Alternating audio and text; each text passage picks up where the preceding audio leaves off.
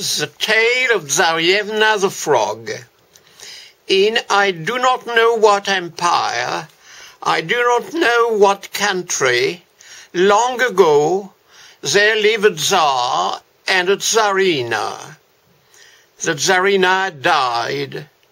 The Tsar had grown old, but he had remained vigorous and lived in his kingdom with the 3 sons, the 3 Tsareviches, all of them young, proper to be married, and so brave that neither words nor pen could even suggest it. One day the Tsar told them, "My dear children, take each of you an arrow, bend your bows, and shoot your arrows each in a different direction, and where they shall fall, you will look for your future beloved wives." The eldest brother shot his arrow. It dropped into a boyar's yard, and right in front of the Tsarevna, at the foot of a tower where lived the charming daughter of this lord. The second brother shot his arrow. It flew into the yard of a wealthy tradesman and stopped in front of the stately steps of the building. On these steps a lovely young girl, the only child of the tradesman, was standing. The youngest brother, the handsome Ivan Tsarevich, shot his arrow. It fell in a muddy bog, where it was caught in mid-air by a croaking frog, with a pretty little golden crown on its head. "How can I take a frog for my wife?" he asked his father. "A kwakusha, a frog, is not my equal," and he had started to blush with anger. But the tender movement of his father for his favorite son stopped this bad feeling. "Take her," told him the Tsar, with tears in his eyes. "We must believe it is your destiny." Thus did the 3 Tsareviches get married. The eldest with a boyar's daughter, the second with a tradesman's daughter, and poor Ivan Tsarevich with a croaking little frog with a pretty little golden crown on its head. One day the Tsar asks and orders them, "Let your wives tomorrow cook white bread, both delicious and soft." Ivan Tsarevich became very sad. He went back to his palace quite dejected, dropping his head lower than his shoulders, looking downcast. "Kwa, kwa, Ivan Tsarevich, why are you looking so sad? Have you by any chance heard from your father an angry, cutting word?" Ivan Tsarevich dried his tears and wiped his eyes. "How could I not be downcast, little frog? My father orders to prepare for tomorrow morning soft and tender white bread." "Don't worry, Tsarevich," said the little frog. You'd better go to bed. Have a good sleep, darling. You'll be wiser in the morning." So she put Tsarevich to bed, took off her frog skin, and put on the shape of a lovely young woman, the shape of Vasilisa the Very Wise. Then stepping out of the stately steps, on the stately steps of the building, she started shouting in her most melodious, silvery voice. "Ho, nursling mothers, children's maids, come together and set to work. Make me a white loaf, soft and tender, such as I used to eat at my father's home on holidays." The next morning at sunrise, Ivan Tsarevich woke up with distress in his heart. But, oh, what miracle is this! The Kvakusha had prepared long before the soft bread, and water bread so good that you cannot have an idea of its perfection, nor even imagine it. Possibly, such bread can exist only in fairy tales. This bread was adorned with all kinds of marvelous ornaments. On the side you could see imperial cities with their marvelous suburbs and towers. The Tsar thanked Ivan Tsarevich for the bread and at once gave his son the following order. "Let your wives, each of them, weave in one night a carpet." And once more, Ivan Tsarevich became very sad. He went back to the palace, quite dejected, dropping his head lower than his shoulders, looking downcast. "Kwa, kwa, Ivan Tsarevich, why are you looking so sad? Have you, by any chance, heard from your father an angry cutting word?" Ivan Tsarevich dried his tears and wiped his eyes. "How could I not be downcast, little frog? My father orders to prepare in one night a silk carpet." "Don't worry, Tsarevich," said the little frog. "You'd better go to bed. Have a good sleep, darling. You'll be wiser in the morning." So she put the Tsarevich to bed, took off her frog skin, and put on the shape of a lovely young woman, the shape of Vasilisa the Very Wise.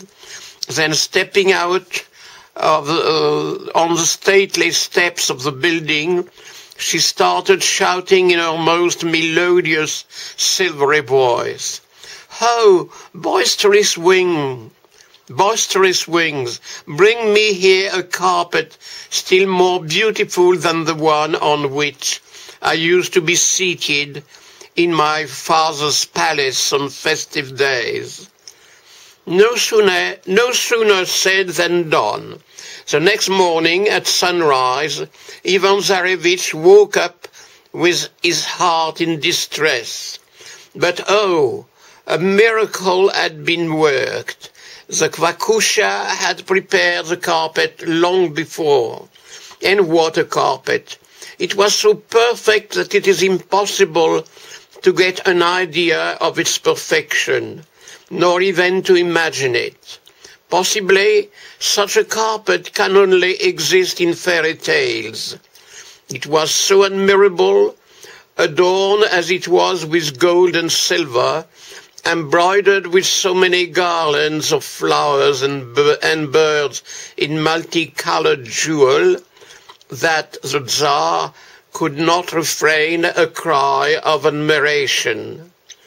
He thanked Ivan Tsarevich for his fabulous carpet and immediately gave a new command to his sons.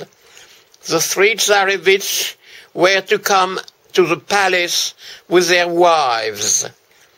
Once again, Ivan Tsarevich went back home quite dejected, dropping his head lower than his shoulders, looking downcast. "Kwa, kwa, kwa, Ivan Tsarevich, why are you looking so sad?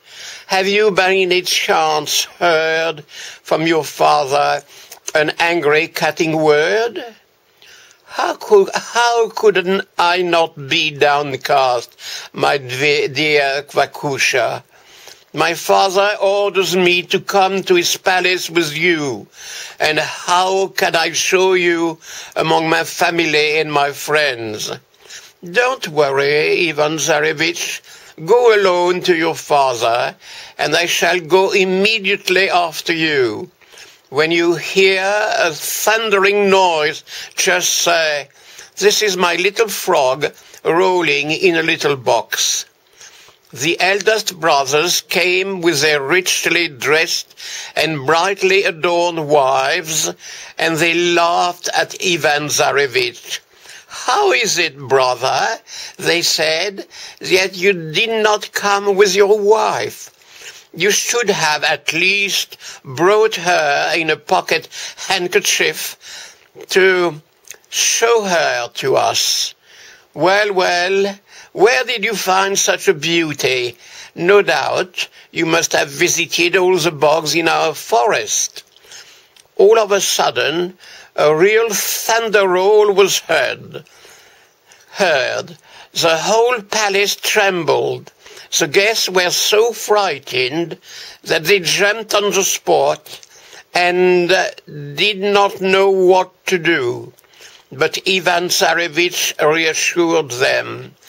"Do not be afraid, dear guests. It is my little frog who has arrived in her little box."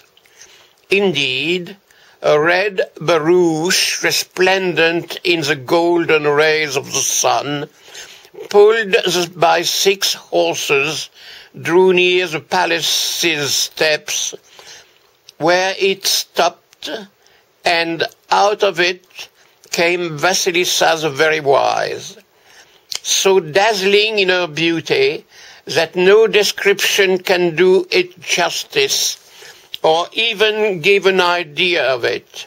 She was clad in a blue brocade dress, embroidered with fine golden thread, interspersed with marvelous sapphires.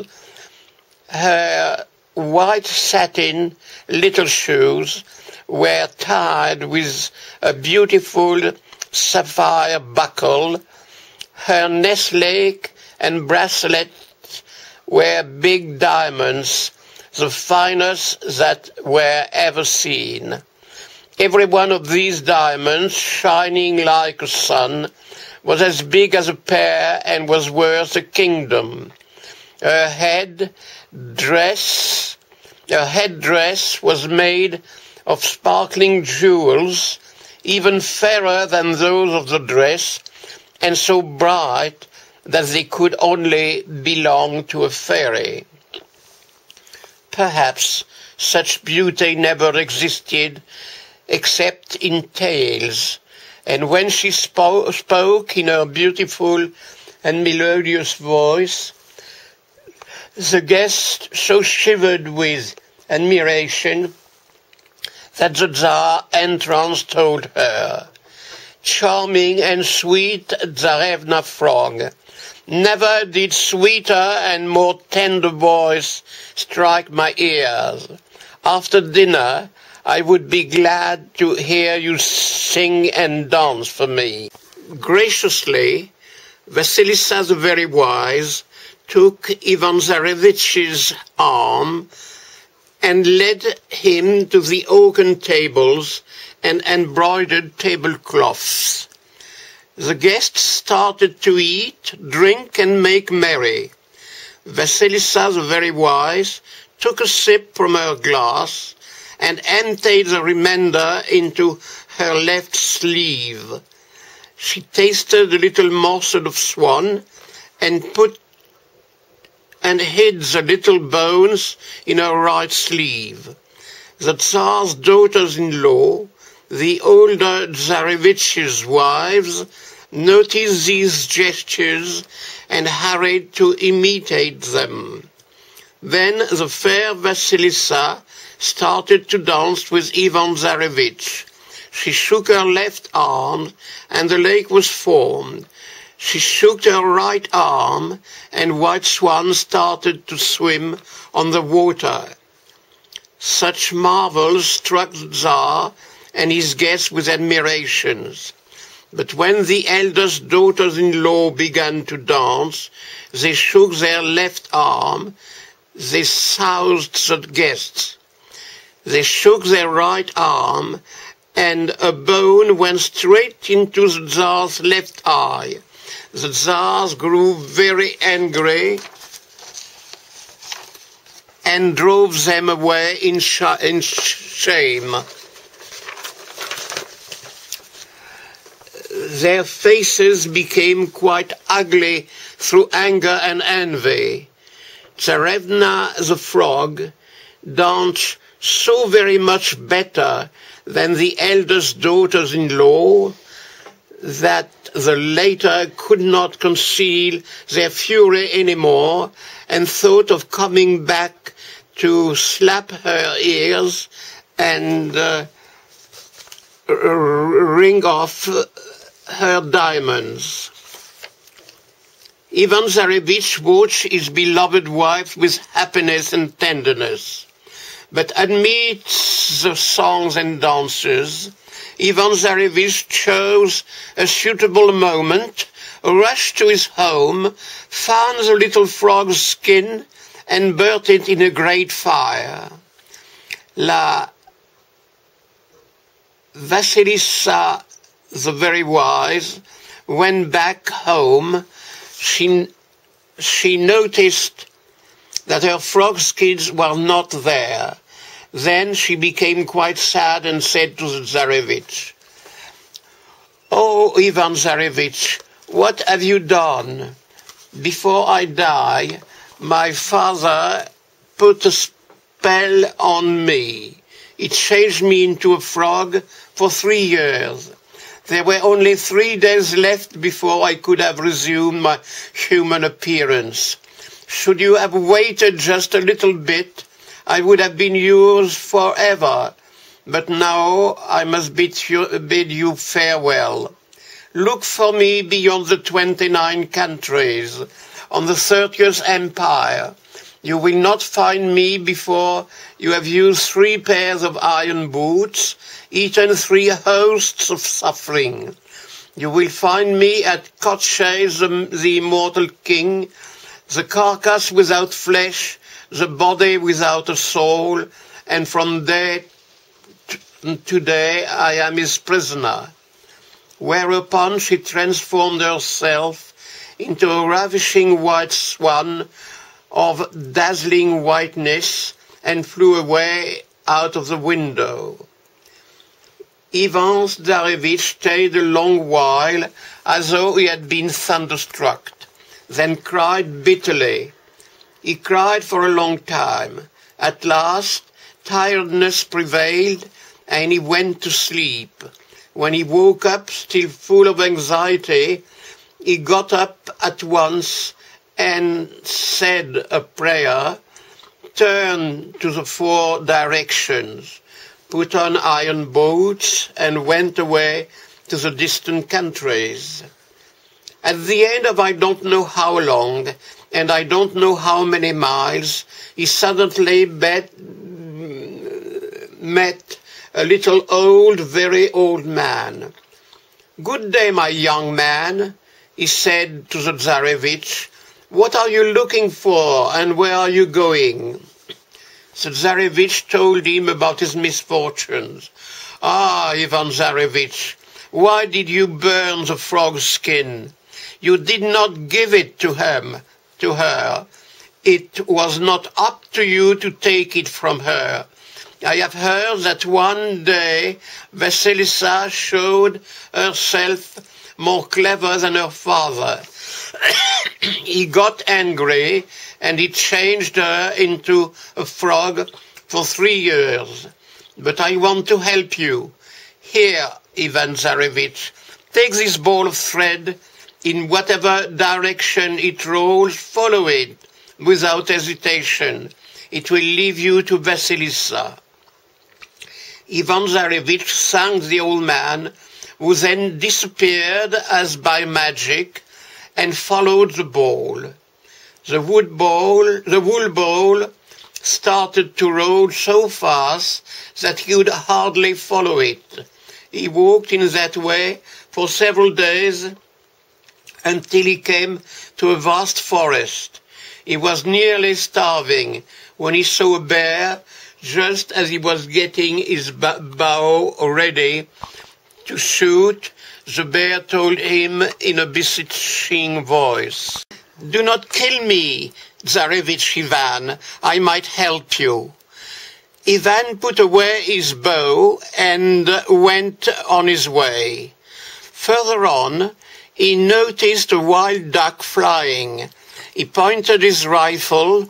The wild duck shouted, "Do not kill me, Ivan Tsarevich, I shall help you." Still going on his way, Ivan Tsarevich met a hare which dressed him in the same way. "Miserable me," he thought, "I'm going to starve in this forest unless the wolves devour me during the night." He was beginning to get frightened when at last the boat stopped by the side of the blue sea. There, on a sandbank, imprisoned in a fishing net, a pike was struggling desperately, trying to get free. Just as Ivan Tsarevich was going to catch him, the fish looked at him and entreated him to throw him back into the water. The pike spoke. "Do not kill me, Ivan Tsarevich," he implored with a human voice. "I might help you." The Tsarevich took pity and threw back the pipe into the water. Some time before it disappeared, as if to thank him, the pike followed the Tsarevich as he walked along the seaside. After a time, we do not know whether long or short, either very near or very far, nobody knows where, the ball of wool rolled to a little izba, an old hut. The izba was perched on sturdy hen legs and kept turning on the spot about itself. "Dear izba, dear izba, turn round to the position given to you by your builder. Your face in front of me, the opposite side overlooking the forest." The little izba obeyed him and turned about itself. The door opened in front of Ivan as if by magic. The Tsarevich stepped in and found in front of the fireplace an old witch squatting, whose name was Baba Yaga. She bent double, with skinless legs. She saw the Tsarevich, and with wheezing tone she told him, "Never until today has the smell of a Russian been smelt here. A Russian has never been seen nor heard of in these parts. And now a Russian comes here in the flesh, and his smell strikes my nose. Tell me, Ivan Tsarevich, are you coming of your own accord or against your will?" Ivan Tsarevich answered dejectedly that it was rather against his will, and he told her about his misfortunes. "I am looking for my beloved wife, Vasilisa the very wise," he said. "I pity you, Ivan Tsarevich. You took a long time getting here." And she burst out laughing shrilly. Then, after keeping silent for a long while, she muttered, "You had better go back where you come from, Ivan Tsarevich. Vasilisa the very wise has completely forgotten you. They want to marry her with somebody else. You will never get the upper hand with the immortal monster, and he will take revenge on me if I help you. You'd better go back where you come from, Ivan Tsarevich," Baba Yaga repeated. "But still, Babushka Yaga, tell me about this immortal monster, the Kotshay. The Tsarevich answered. First, Baba Yaga made him drink and eat, and told him it would be very difficult to get Vasilisa free, for he would have to kill the Kochei, the immortal monster. It is not easy to free Vasilisa, the very wise, from Kochei's clutches. The Kochei's death, she went on, lies at the tip of a needle. This needle is enclosed within an egg, the egg within a duck, the duck within a hare, the hare within a casket. This casket is hidden in the upper branches of a big oak, and this oak is very carefully kept by the immortal monster. The Tsarevich began a search for the oak tree. He managed to find it, but how was he to reach the casket? Suddenly, the bear he had spared ran to him, turned over the roots of the oak tree, and felled it. When the tree fell, it broke the casket to pieces, and the hare that was within ran away. But at the same moment it was pursued and torn to pieces by another hare, the one Ivan Tsarevich had spared. The duck that was set free rose very high in the air, but the other duck caught up with it and struck it with its bill. The egg fell into the water. At this moment, Ivan Tsarevich, thinking everything was lost, started to cry. But soon he saw a big fish, her friend the pike, swimming along the bank and holding the egg in its mouth. The Tsarevich took the egg and went to the Kochei. Seeing the egg, the Kochei started to tremble. Ivan Tsarevich did not utter a word. He just passed the egg from one end to another, and that little game made the Kochei writhe in pain. Then the Tsarevich broke the egg, took the needle, and broke its tip. And this was the end of Kochei the Immortal. Quite happy, Ivan Tsarevich went into the monster's kingdom, freed Vasilisa the Very Wise, and together they went back home. How happy was the Tsar to see his son Ivan Tsarevich and the Vasilisa again. They stayed in a long embrace. Everybody was weeping, but it was for joy. Their lives were very long and happy. As for Vasilisa, she never knew a moment's grief. She gave birth to daughter that looked like her, to son that looked like Ivan Tsarevich. Everybody loved them, and all about them were happy.